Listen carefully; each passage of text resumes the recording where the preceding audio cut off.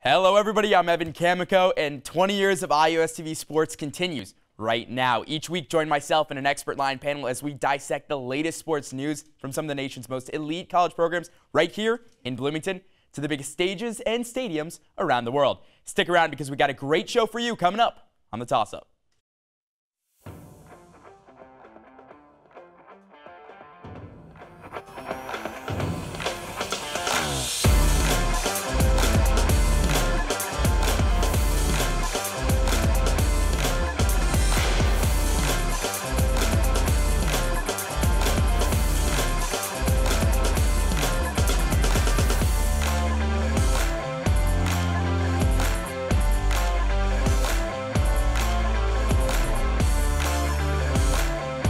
College basketball is less than 5 days away, and rumor has it, Indiana is finally going to be a powerhouse, experts think. Keep in mind, no Big Ten team has won the national championship in over 20 years. Maryland, well, they're the most recent champion, beating IU in 2002. And the kicker, they weren't even in the Big Ten yet. Let that sink in. So today, let's break down men's college basketball, but don't worry, we'll have a full women's basketball show next week on the Toss-Up. For now, please welcome our very own birthday boy, Hank Joseph, Josh Bode, covering men's basketball for iOS TV Sports, and from inside the hall, Amanda Foster, and a familiar face with us. How's everyone doing? Pretty good. I'm good, Evan. How are you? I'm doing great. I'm doing great.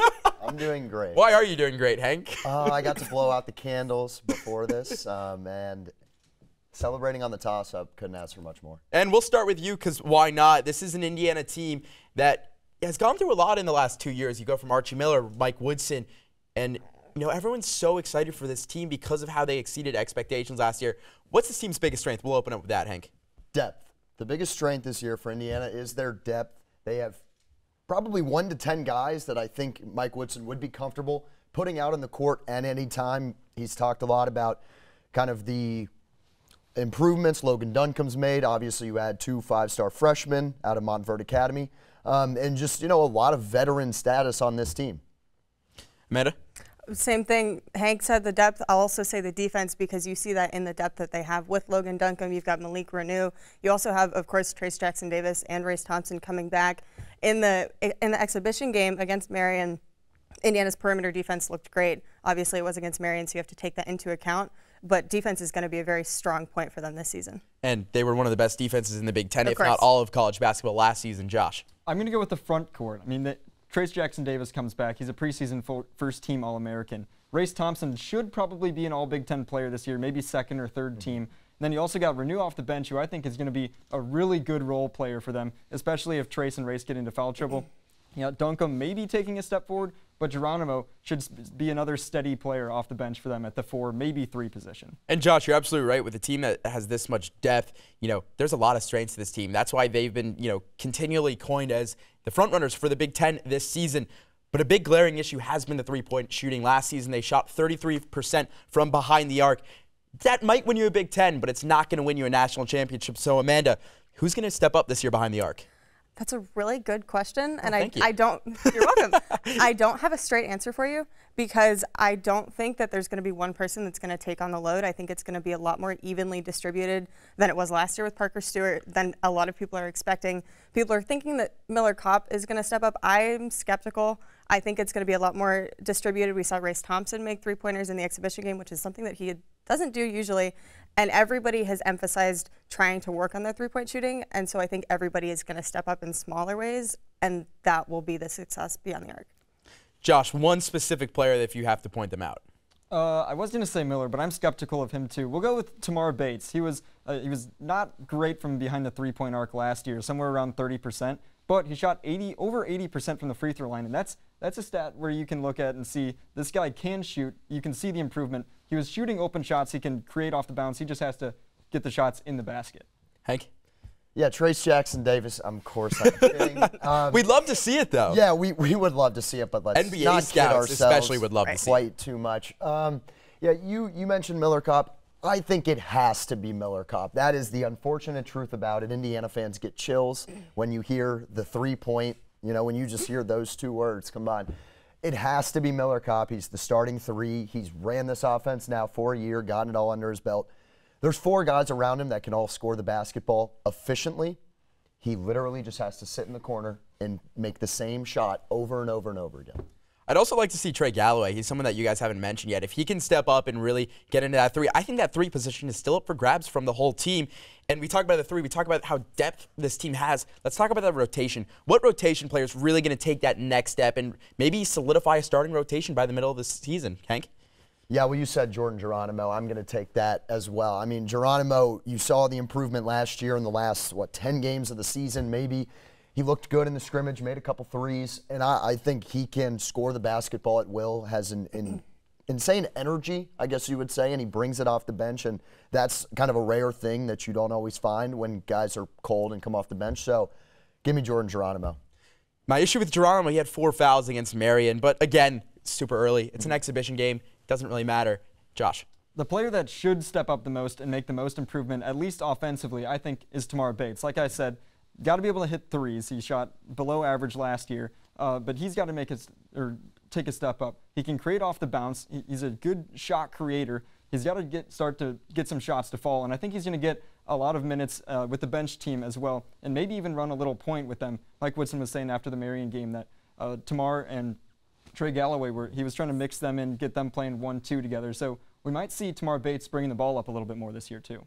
Meta? I like both of those. I'm going to go with Logan Duncombe. Trace Jackson Davis said in media days that he's expecting a lot from him, and if you have someone like Trace Jackson Davis pointing out those improvements, that says a lot originally. From what we've seen from Duncombe, which is very little against Marion, he was very impressive. He looks a lot stronger. He put on about 40 pounds in the offseason, looks a lot more confident down underneath the basket, and his height, I think, could do really good things for him. And so if he stays comfortable in that and gets those chances, I think he's going to make a really big impact. And let's move on. Let's talk about the freshmen. One of those freshmen did start against, actually both of the freshmen started in the exhibition game, Malik Renew and Jalen Hood-Schifino. These are 2 guys that are supposed to come in, and they're top 25 recruits in the country. They are supposed to be studs, and we saw it from Renew. I was a bit skeptical of Jalen. So the question I ask you guys, Amanda, I'll start with you. Who's going to shine brighter this season, Renew or Hood-Schifino? That, again, is a really good question. I'm asking great questions today. I don't know what it is. I think I'm going to have to say Jalen Hood-Schifino. I was not surprised at all to see him starting. He's expected to start in the next exhibition game. He has kind of that star power about him, so when he's on the court, you notice him. And I think, if anything, that could be the one propelling factor above Renew, because Renew also has those qualities. But Hood-Schifino looks so comfortable when he's out there. He obviously gets along with the team. They all know what to do. He plays at a good pace, and so I'm going to have to go with him. Hank? Okay, I'll just go with Malik.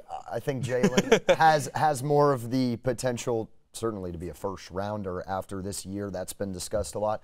But Malik Renew, we talked to Race Thompson at media days, and he got a lot of questions about Malik, and makes sense why. He talked about how impressive his post game is, how far ahead he is at 18. Race Thompson was like, if I was that good at 18, he probably would have been a little bit better. But, regardless, he just blushed when he was talking about him, how good he's been, how much he's kind of blown the rest of the team away. Just playing at his own pace, playing at his own speed. So I'll take Renew. And we saw that in the exhibition game where there were times where, Renew had a double-double, I believe, in 10, 15 minutes. So he didn't really get out there too much because, again, they're trying to rotate everybody. But at the end of the day, I thought personally Renew looked better than Schifino. I thought Jalen looks a bit rushed. He wasn't up to game speed. Maybe that was just me. I don't know. Josh, what do you think? I think Renew looked really good in the exhibition game, but I think Hood-Schifino is going to shine brighter, to answer your question exactly. He's going to have more opportunities, too, because, well, there's not a 6-year player in Race Thompson in front of him, and there's not a preseason All-American in front of him. He should have the opportunity to start at the 2 guard, but I think it's going to be more of a combo guard thing. I think he's going to have a lot of opportunities to handle the ball, pick and roll, create opportunities for others, and create opportunities for himself. I think he can be a really electric player for Indiana, and if he is, that's going to be huge for this team on the national scale. And especially to your point, too, is you talk about the guard combo. Xavier Johnson, we all know he's had struggles off the court. Now, he's told us, whether that's media day or the pressers, that he's going to clean himself up. He has done that. He's put in the work. He doesn't have a car anymore, per Mike Woodson. Nope. But I think the big thing is, you're right, he could have a lot of opportunities depending on what happens with X and depending on, how does Galloway look? How do these rotation guys look? Now, let's look at the big picture. Indiana's here, as Mike Woodson said, to win a national championship. But what comes before that? You got to win the Big Ten. So my question to you guys, will Indiana win the Big Ten? Hank? Gosh, I hate this question. You had a lot of really Everybody good ones. does. You had a lot of really good ones. I don't like this one. But I got to ask it. Look, regular season, they should. Indiana has proven time and time again, especially at home, that they can play very, very well in the regular season. They played very well in the Big Ten tournament last year, shockingly. I know we all expected them to not really play that well. I definitely had 3 flights canceled. Yeah, It exactly. wasn't that good. Exactly. So they can win the Big Ten. Illinois is going to put up a very good fight. But why not, Evan? This team is so good. It's the best team we've ever seen, in our time here. It has to be this year. Amanda. I have the same approach as Hank, where on paper there should be very little question that Indiana will win, but I'm skeptical. I'm going to say that they will, but it's not going to be easy. You're going to have teams like Illinois, Michigan State, Michigan with Hunter Dickinson. There's so many questions about the rest of the Big Ten that I'm going to say yes, but with the caveat that I might be wrong, and that's okay. And not to mention, you have the other team in state in Purdue, and that's, year 18, year 19 for Matt Painter versus year 2 for Woodson. And I saw earlier that, CBS projected that Purdue would be the best team in the state, and it wouldn't even be Indiana just because of the experience at head coach. So that could factor into it. But Josh, what do you think? I don't think they're going to win it outright, that's for sure. There hasn't been, 3 of the last 4 years, no one's won the Big Ten title outright. And the other one, it was 2020 when Michigan didn't even play all the games and won it outright. I don't think they're going to win it outright. I think they could definitely get a share, but I think most of the hype for them winning it is all preseason. They're the most known commodity, and you got other teams like Illinois bringing in so many new players. Michigan's super young. They're the obvious preseason choice. I don't think they're going to be an outright, obviously, but they could get a share. They should be a top 4 team in the Big Ten, but I don't know. It's going to be a close one. And before we go to break, we've already talked about it in the Big Ten, but let's look even bigger picture. March Madness, it's where we all want to be in March. So the question I have to you guys, and it's a bit of a two-parter. Let's just do it right now. Does everyone on the panel think Indiana's going to make the actual tournament? Yes. Yep. Please. Yeah, that would be the issue. I think it would be a major disappointment if they didn't. I agree, and that could put Woodson back in the hot seat. I just don't want to go to Portland. That's all I'm saying. It's just no more trips to Portland. So my question to you is, where do you guys see this team being seeded? Will it be as high as 3, which Joe Lunardi's projecting, or as low as 7, 8, 9, which has some of the CBS projections, Josh? 4 to 6 is the sweet spot range for me. If they go far in the Big Ten tournament, somewhere around a 4. Win the Big Ten regular season, probably a 4. Don't win the Big Ten regular season, maybe just win a game or 2 in the Big Ten tournament. I think they're around a 6 seed. Amanda? Same thing. I'm going to say that they're probably more likely going to be around a 6, 7 seed, just because I am still skeptical because we haven't seen them play. And that's the biggest thing, that all of the hype around them doing well and having these high seeds is because of everything on paper, not because of the performance on the court, because obviously that hasn't happened yet. So I think either way, unless they do phenomenally and win the Big Ten, they're going to be 6 or 7. Give me a 2 seed. Let's just imagine for once that this team actually lives up to expectations. They play as good as they can play. Because, look, not being able to shoot the 3 ball, that hurt a lot last year. But having offense that you can rely on with Trace Jackson Davis and Race Thompson in the paint, all this depth, man, they could be really, really good this year. And that could mean a 2 or a 3 seed. But they have to go through a gauntlet non-conference schedule, and I feel like you're about to cut in with that. That's what I was going to say. Exactly. But there's also a lot of opportunities there. Like if they finish 3-1 against that gauntlet, they're putting themselves in a great situation to be a 2 or a 3 seed. But going 3-1 in that would be really difficult. Yeah, even 2 and 2. I think you go 2-2, you're putting yourself in a great spot. And just to remind everyone at home, that gauntlet is Kansas, it's Xavier, it's Arizona, and I know I'm missing one off the top of my head. And North Carolina, the big marquee matchup for the ACC Big Ten Challenge. That is the one. That is the one. That is the 9:30, which that'll be a late night for all of us at the stadium. But Josh, Hank, Amanda, stick around, because coming up after the break, we break down the most intriguing college basketball storylines around the country. Like I said, stick around. We'll be right back.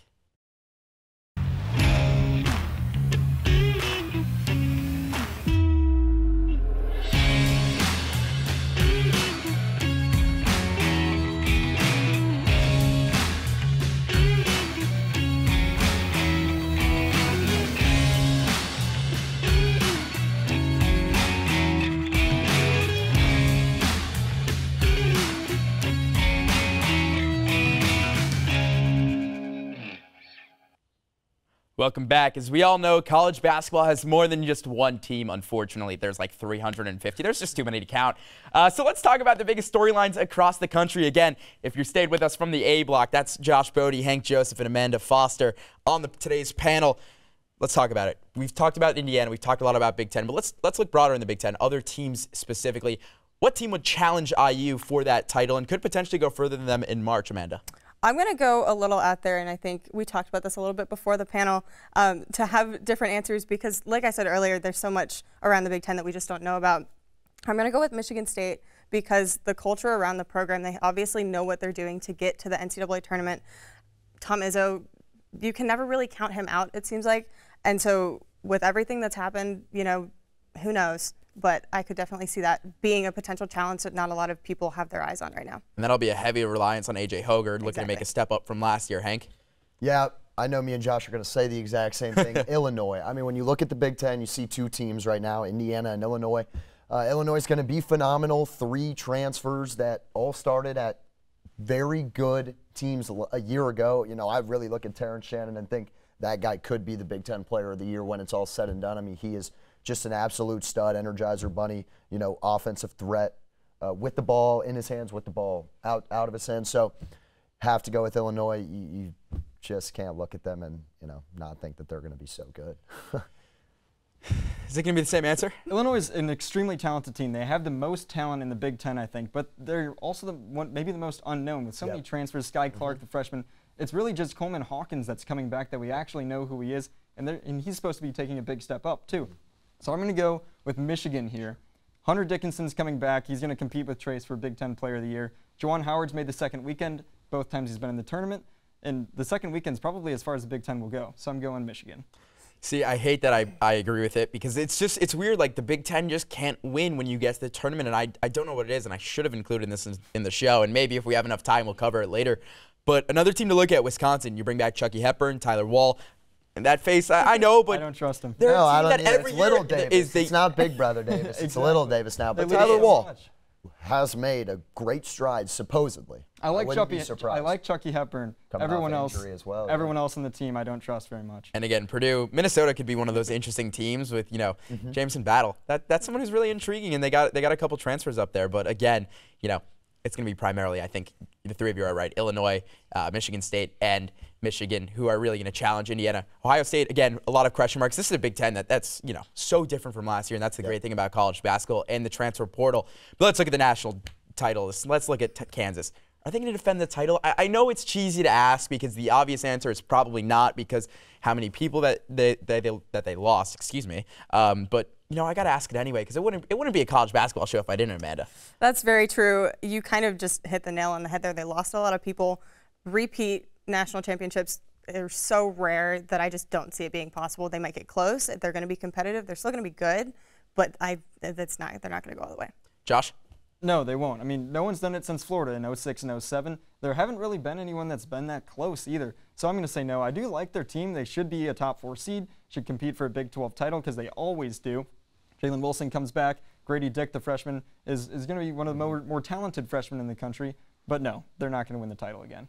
So, Hank, if you don't think they're going to win the title, but they're going to make the tournament, where do you see them in the Big 12? Who could compete with them? Oh, I think a lot of people could compete with the Big 12. Texas is going to be great this year. Baylor's always great.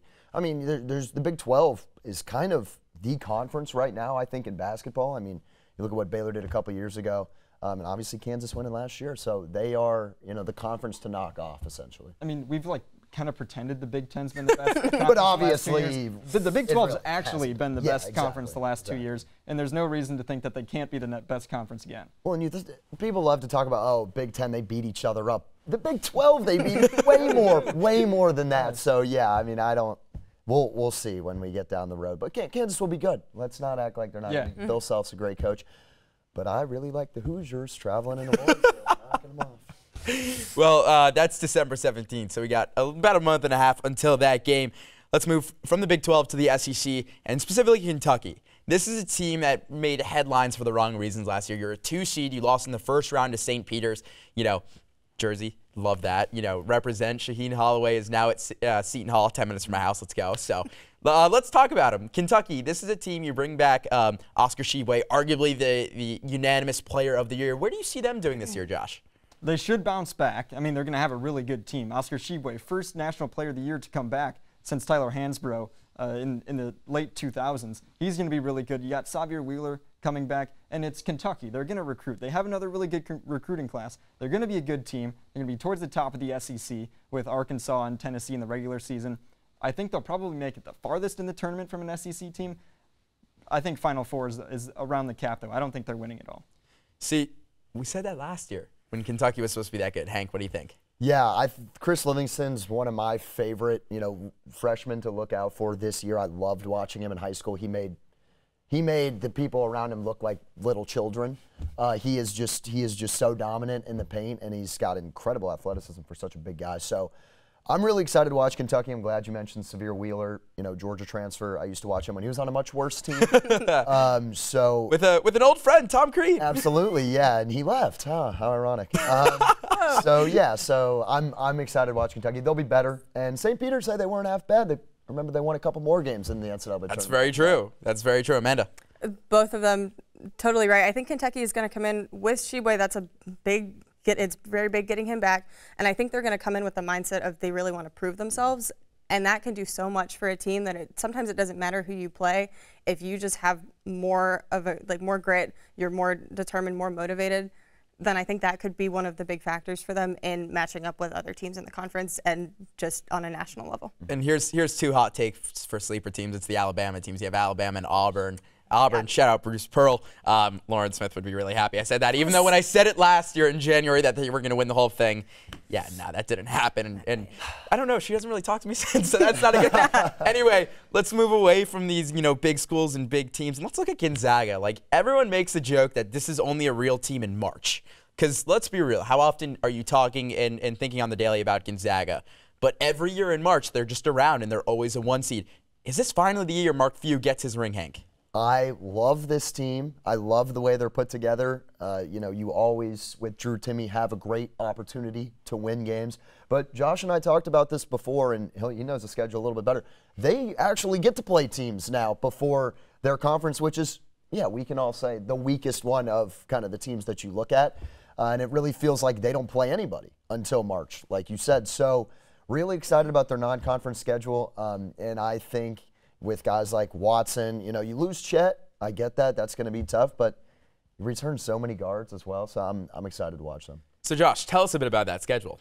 Oh, it's going to be really tough. They travel to Texas. They play in the PK80 tournament, which has a lot of really good teams. They go to Alabama, not to play a road game at Alabama, but a neutral site game in Birmingham. Kentucky comes to Spokane to, Calipari dodged Mark Few at the kennel. But they're playing at an arena in Spokane. But yeah, they've been scheduling really tough in the non-conference the last few years. I don't think they're going to win it all again this year, though. Losing Chet, I think this team's worse than the last 2 years still. Amanda? Kind of like Hank said, with Drew Timme back, that's a big thing. I don't think losing Chet is going to be as detrimental as some people might think. I think they have a very good chance. I do like the team a lot. I don't think they're going to go exponentially far, and I don't think they're going to win it all. I don't think a non-Power 5 school is going to win it all, but I think that if anyone were to get close, they would be the closest. Who would be the second closest? Oh, I don't know. I haven't thought that much about it. He's easily Houston. Marcus Sasser, I think, is the best guard in the country, preseason at least. Houston made Elite Eight last year, Cinderella, or like kind of a fluky Final Four in the pandemic. They played all double-digit seeds. But yeah, Houston's going to be legit this year. Hank, any takers? Any idea? I mean, it's kind of hard to argue with Houston, to be honest. I mean, unless we're looking at the Big East. I mean, the Big East always has some Big East. Villanova. Yeah, that's what I was saying. That's what I was saying. So, yeah, I mean, Houston, that's kind of tough to argue. No, I really don't. I mean, I was like maybe thinking like San Francisco was good last year, so I was trying to think, are there any squads like that sort of, but I don't. Here's a potential squad that Indiana faced too, is Wyoming in the first four. They returned Martin Maldonado, who's, at least in my eyes, when he was on the court, wow, like he can really move and drive, and he had all the tangibles that you kind of want in that big school. But he's playing up in Wyoming, so they don't get that much of hype. And St. Mary's too. Those are two teams, even though St. Mary's is probably going to fall off as well this year. Those are two teams, and I saw you pointing. Anything to add? Well, if Wisconsin lost to us and then we lost to St. Mary's by 30, or I mean, not Wisconsin, Wyoming, how much do you think Wyoming would have lost to St. Mary's by? Probably less. Most likely. I mean, granted, my math isn't that good. So let's move on. Enough of this. Let's talk about the #1 team in the country, and a team that Indiana is going to know pretty well come November 30th. That's UNC. A lot going on there. Hubert Davis, and they actually just redid one of the Sports Illustrated covers from way back in the Dean Smith era. So, Josh, I'll start with you. Is this the year that UNC breaks through? Breaks through. Well, breaks through, wins a title. Yeah, like, do they live up to the hype? Do they break through? They definitely live up to the hype. I don't know about breaking through. They've won like 3 titles in the 2000s already, but they're going to live up to the hype. They return like almost everyone from that team except for Brady Manick, but they filled them in with Pete Nance and a couple other transfers. They're going to be a really good team. I think they're going to win the ACC regular season, get a 1 seed, make the second weekend. I mean, you can't ask that a team's going to win the national championship preseason. It's so tough to win in March Madness. But you can. That's our jobs. We're going to ask you. But I mean, if they win the ACC regular season, make the second weekend, I would consider that living up to the hype. Hank, what about you? What about Duke? Let's look at a different team other than UNC, because we're probably all going to have the same answers. I mean, the thing about UNC that you just can't argue with is veteran status. And, you know, neither of them, I would say, really have that much depth, but UNC starting 5 is absurd. Caleb Love and RJ Davis, the best backcourt in the country. We can talk about Duke. Dariq Whitehead is injured right now. They brought in Derek Lively, so 2 star-studded freshmen, of course, Whitehead, teammates with Malik and Jalen Oshifino Montverde. But, yeah, I mean, we can talk about Duke. Shire's first year, though, I think he's going to be a really good coach. I think he's going to be so perfect at Duke playing there. But this is UNC's conference to lose.